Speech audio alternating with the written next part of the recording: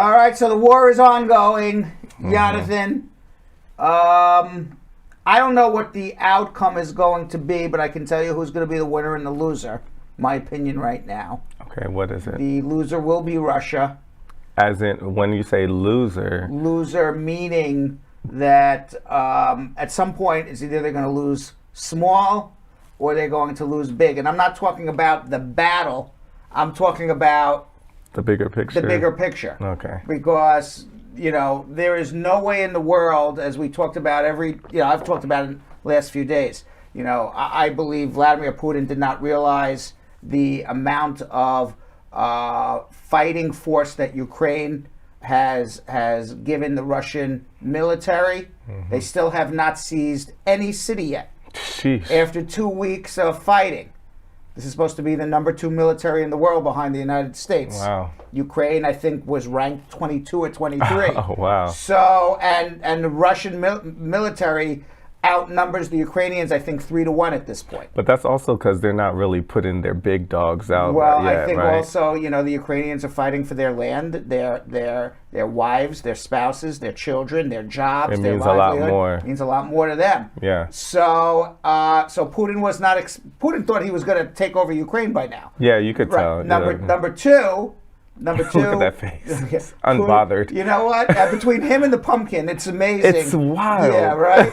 These are our leaders. Right. Number two, Putin did not realize the amount of sanctions that were going to be pushed up against Russia, and we'll talk about that in a second. He also didn't realize cancel culture.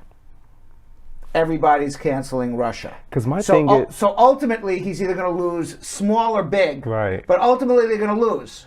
Because in the end, they can't... The Ukrainians don't want them there. And you can't rule over a country of 44 million people.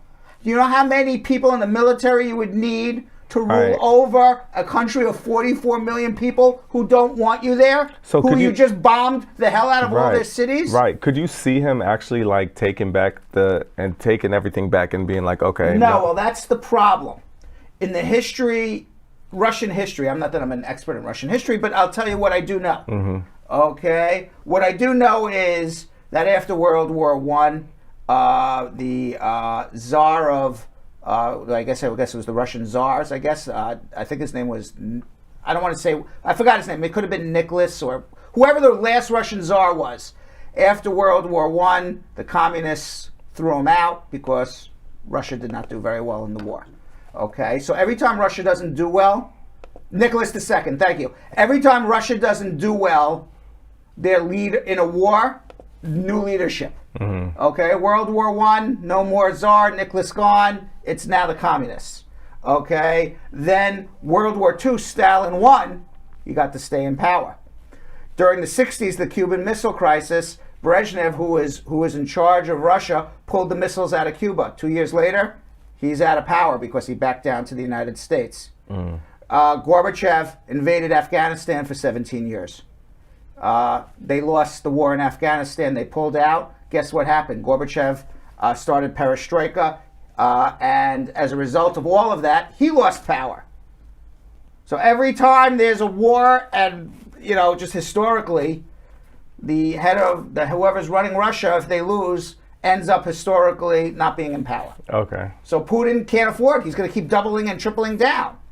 But so it's just a matter of, do you lose small or do you lose big?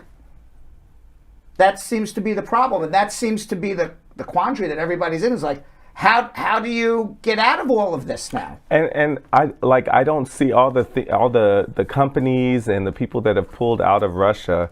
I don't see them going back if they actually do conquer Ukraine.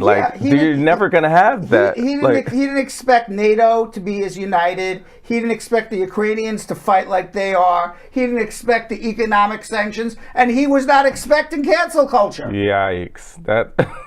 So at this point, is it worth it? And then when he does, if he does take over Ukraine, which all the military experts said they should have done it already, but eventually they'll take over Ukraine. If you believe all the military experts, how are they going to rule over this country that doesn't want them there? Right.